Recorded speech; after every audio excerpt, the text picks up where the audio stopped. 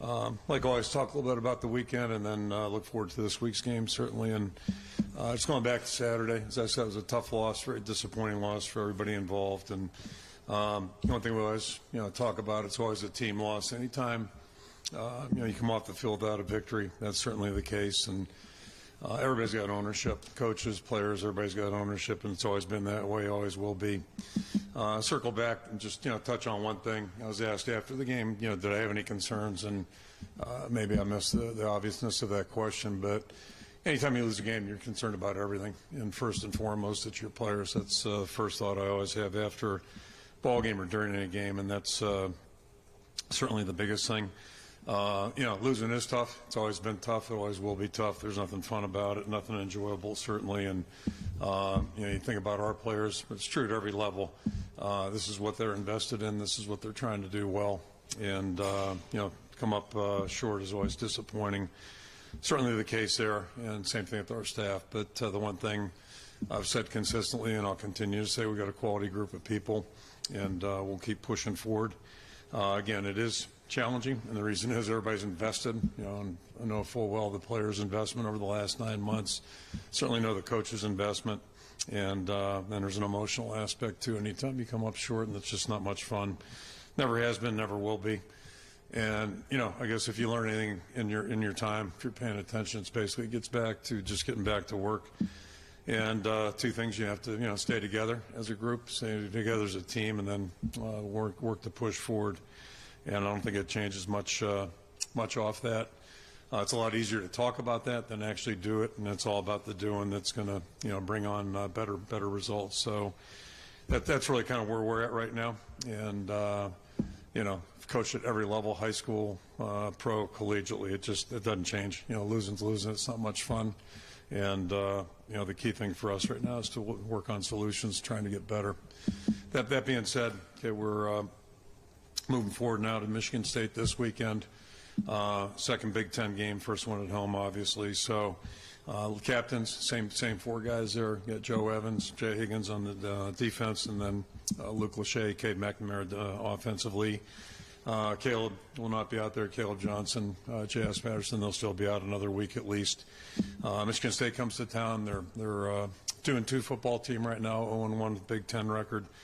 And they look a lot like what you'd expect of Michigan State. They're big, they're physical, got good athletic ability, and certainly got talent at every position. So as we look at them, a lot of parallels from what we saw a couple years ago. There's been a leadership change there, obviously, but I think beyond that, the coordinators are all the same. So systematically, don't expect them to change a lot, and that's what we'll try to get ready for right now. And obviously, work to get our first Big Ten win. I think both teams are certainly looking the same way in that direction. Kid captain is Wyatt Runnels. He's a 9-year-old from Cedar Rapids. He's had basically health challenges since birth. Had a heart transplant at 6 months, if you can imagine that. And he's a healthy 9-year-old right now. I know he's really eager. At least I've been told he's eager to be on the field. Have a chance to wave up to the hospital. We're certainly looking forward to having him with us on Saturday. And then, as Matt mentioned, really special weekend having Robert Gallery back and to see him honored. Very prestigious to be obviously selected to the National Football Foundation Hall of Fame. That's a big thing. And on top of that, to go into the Kinnick Stadium Ring of Honor, certainly just two great salutes to him, and very, very well deserved. He's one of the finest players I've ever been around, so it'd be great to have him back with us on the sideline.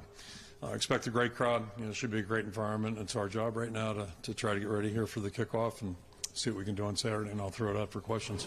The offense is ranked 100th or worse in a lot of key statistics. What realistically can you do in season to kind of right this ship? Just try to get better in every phase, and there's really no magic answers. And see what we can do to just improve in each and every phase.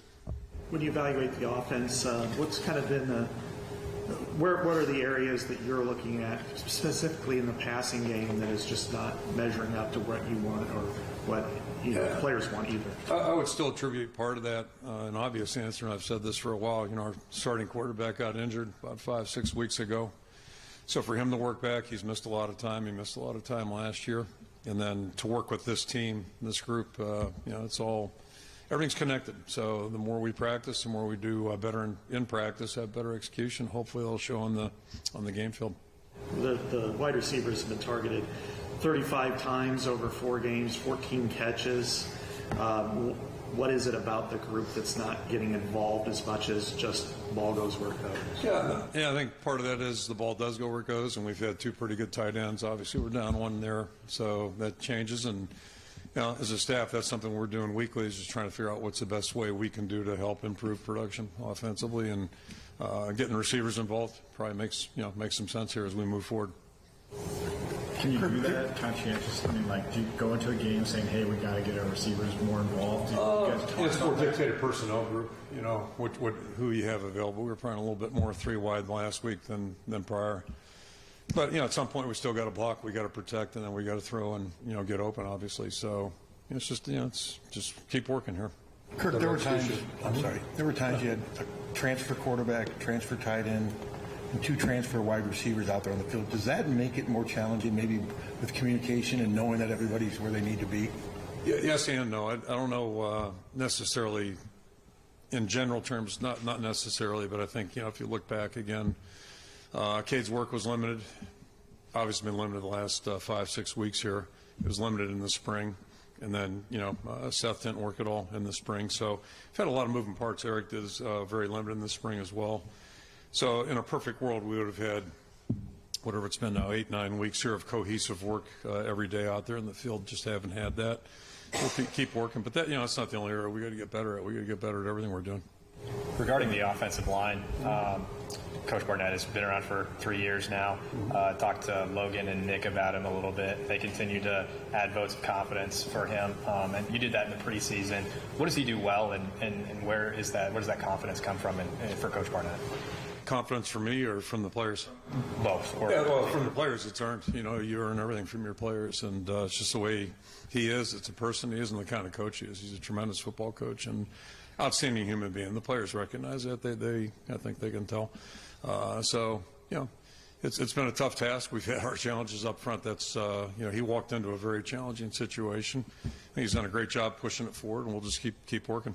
What were your impressions on the O-line from watching the film on Saturday? There wasn't a lot that looked good Saturday, quite frankly. Any area, maybe outside of Torrey's punting. That's, if you had to find a highlight, that's probably it. And that's it's an important part about winning. But if that's all you got, then that's not going to be good enough. So there really wasn't.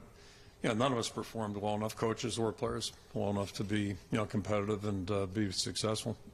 How do you help your wide receivers become confident in the game plan if they're not really a part of it or they're not contributing? It's not that they're not part of it. The ball hasn't gone there for whatever reasons. But, they're certainly critical. Just everybody is. All 11 people are critical out there. So we'll have to find a better way maybe to spread the ball a little bit.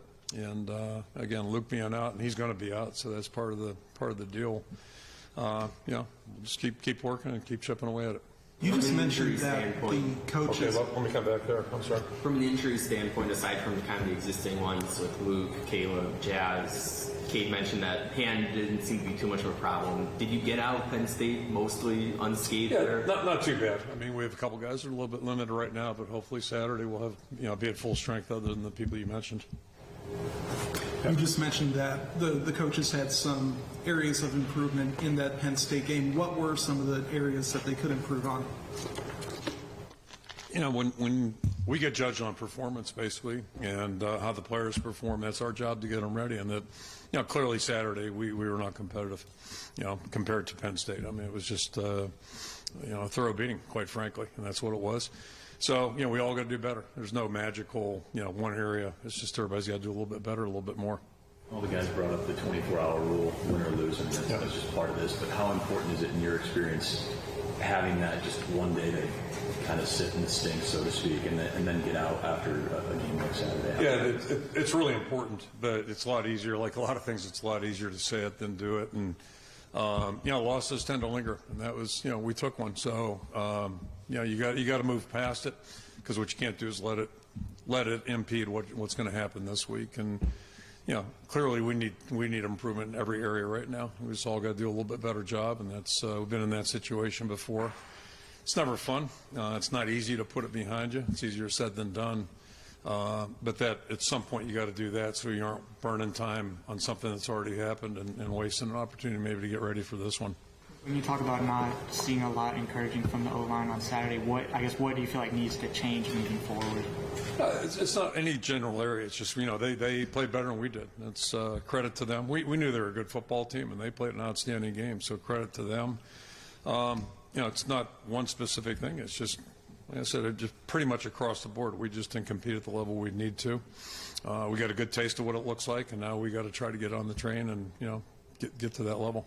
You mentioned the running backs. You said they're out a week. Does that mean they'll be back for Purdue most likely, or is? I don't even know. We'll take it week to week, as I said a couple weeks ago. I don't think we'll know. So, if they were out for the season, I'd let you know that. But that's not the case. So hopefully sooner than later. One better than the It other. really doesn't matter because we'll take whoever's ready to go. We'll take them when they get back. Actually, Scott's question. Like Saturday, Eric was almost targeted 7 times. Wide receivers combined 4. Is there an imbalance in the passing play calling and bias in favor of the tight ends, or is Cade not seeing the wideouts, or just more comfortable because he knows Eric better?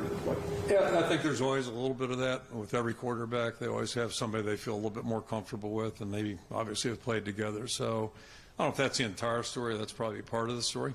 And, we're going to continue to work to try to get the ball a little bit to everyone. But, basically you want to get it to where it's going to help you move the ball and score points. What has Jay Higgins done so well this season? He plays so hard.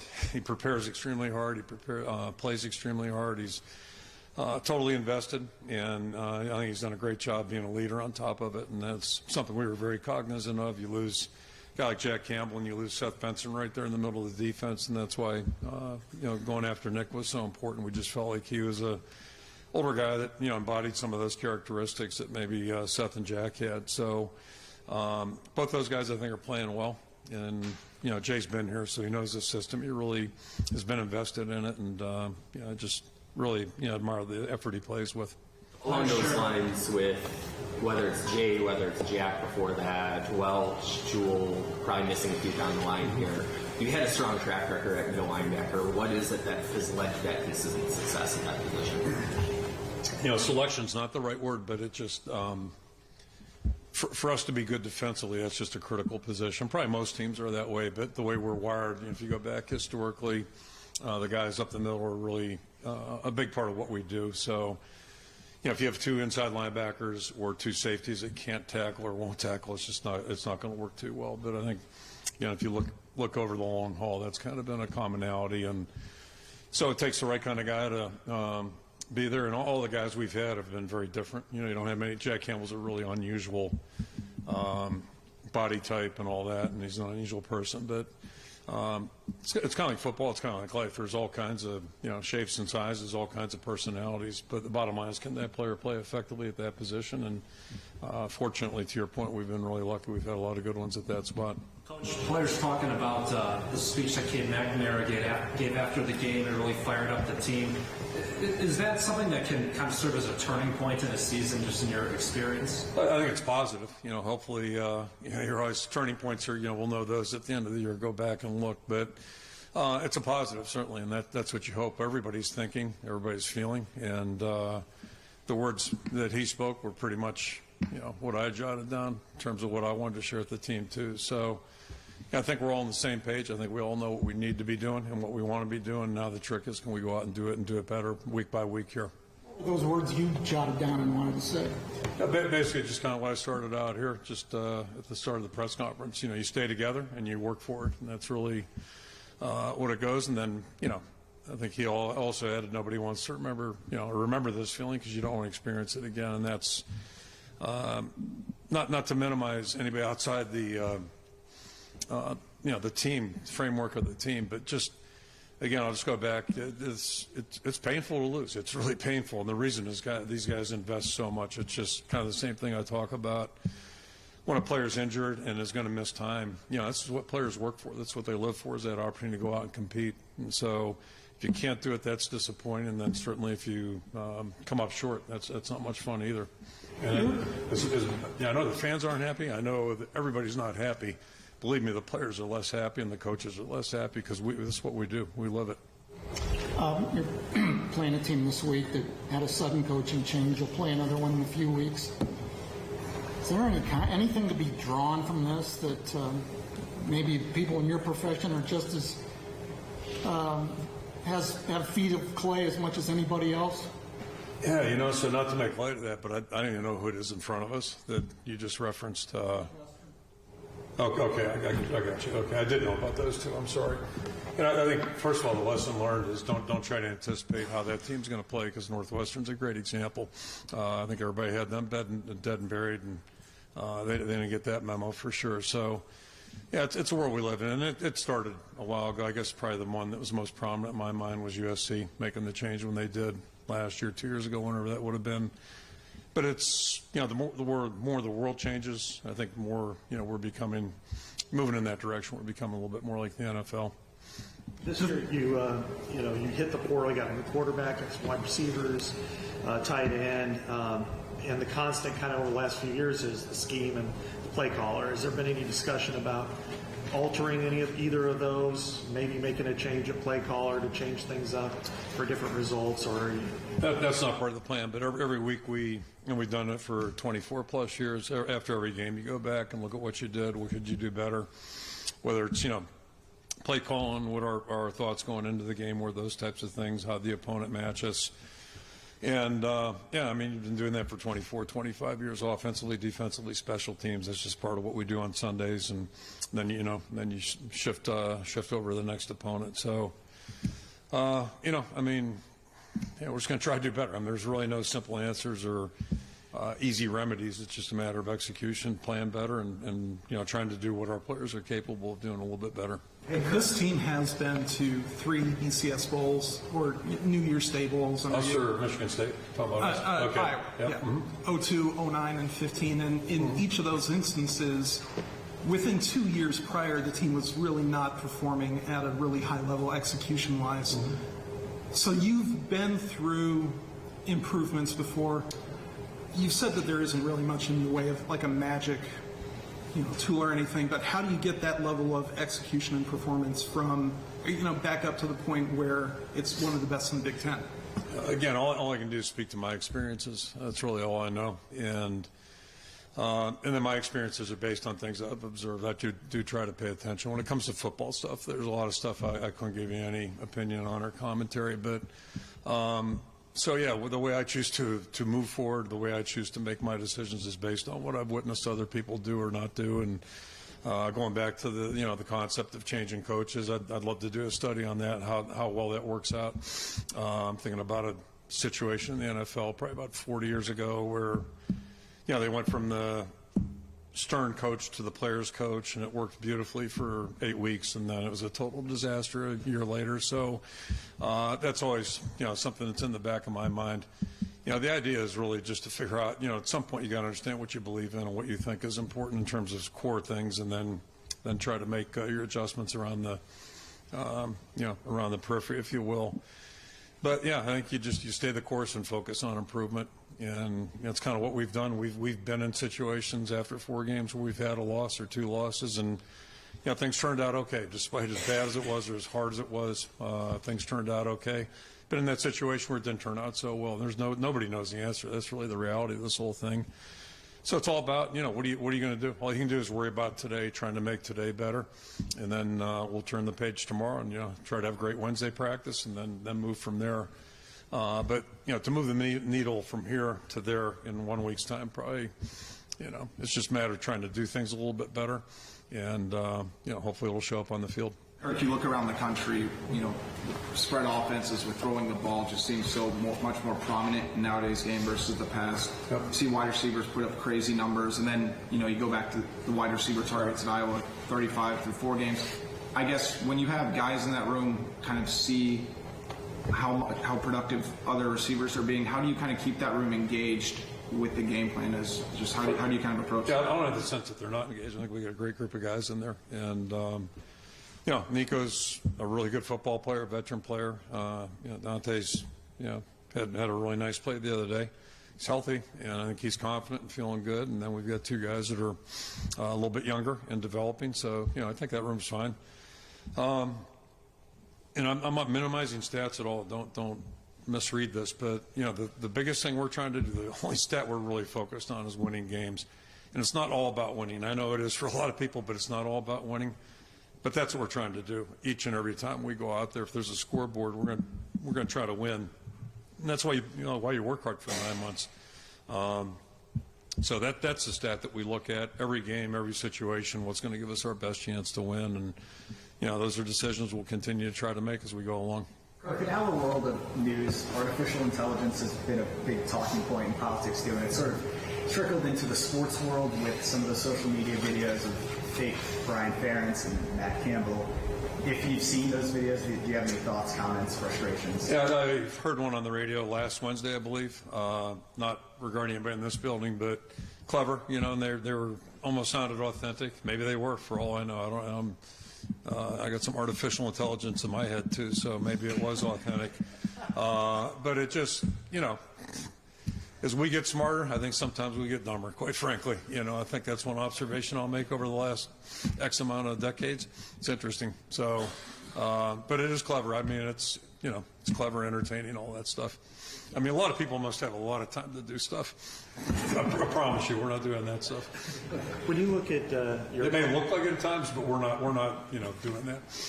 When you look at your opponent this week, you'll see a familiar face.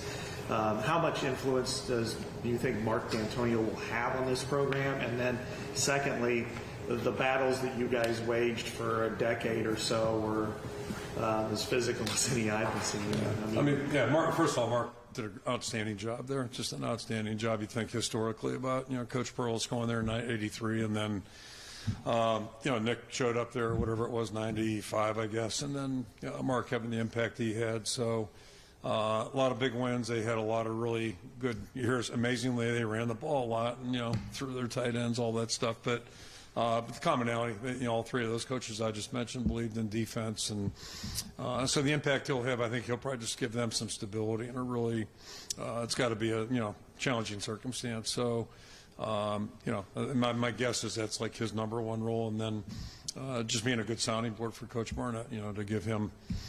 Somebody to bounce some ideas off of, I think would be, just invaluable.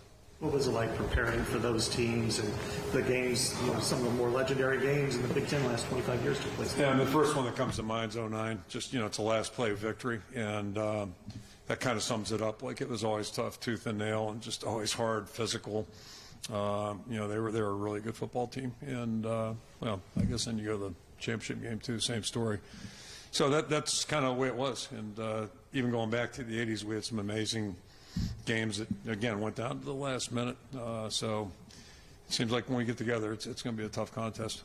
Are you worried about the amount of time the defense has been on the field through 4 games, and it's 20 snaps more per game in your offense? And what can you do to fix that? As much as anything, just to give it perspective, really, Saturday just threw. If you want to be a stat person.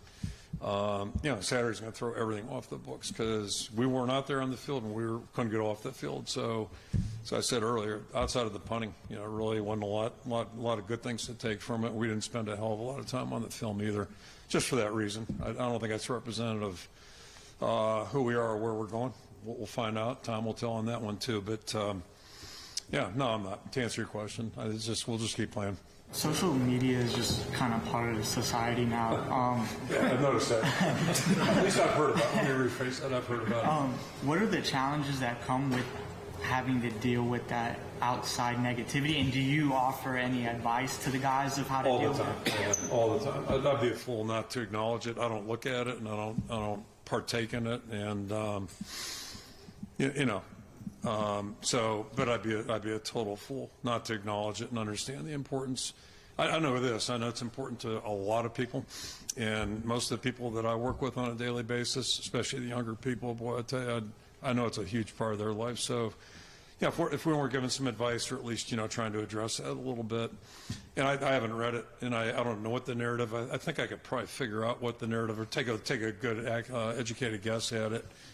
So my point there is just like, you got to really kind consider the voices, consider the sources, and really worry about what is pertinent to your life and your job and what you're trying to accomplish here. So, yeah, that's kind of what it is. Is that what you tell them? Yeah, absolutely. And it could be people that love them, but they probably don't know the whole story or every little detail, that type of thing. And how could they? Why would they? So it's there's a lot of moving parts with what we do, and I think the biggest thing is just stay focused on what we're trying to accomplish, and stay focused on trying to improve. You've had those great battles with Mark's MSU teams. What do you remember about 2010 though, when everything swings your guys' direction and you're up 30-0? Yeah, then they returned the favor a couple years later. Those you don't usually see coming. It's kind of like Saturday. We had a good week last week, and I felt like we were ready to go. But it didn't work out that way, and boy, I'll tell you, there's nothing fun about it. And you coach long enough, whether it's Arizona State, could cite a couple. Remember being in Pittsburgh on a Sunday night in 1995. I think we hit a slant play for 50 yards, had it called back, and that was the end of the night. Like, it was a slaughter after that, and somehow we still played. You keep going. So, just you don't see those ones coming. Sometimes that's what's crazy about sports and crazy about football. You don't always know what's going to happen, and if you're on the right side, there's nothing better. If you're on the wrong side, not so good. Has your philosophy since you started coaching, head coach, has it changed much on how you believe the best way to win football games over the long haul? Not the emotional up and downs from the week, but it seems like you've stuck to your guns and you believe in the system that you've... I think you have to. And again, I didn't pretend to know everything in 1999 when I got here. And I certainly don't at this point. In fact, I think most of us could tell you the more experience you get, the more you figure out, boy, there's a lot of things going on that need some clarity on.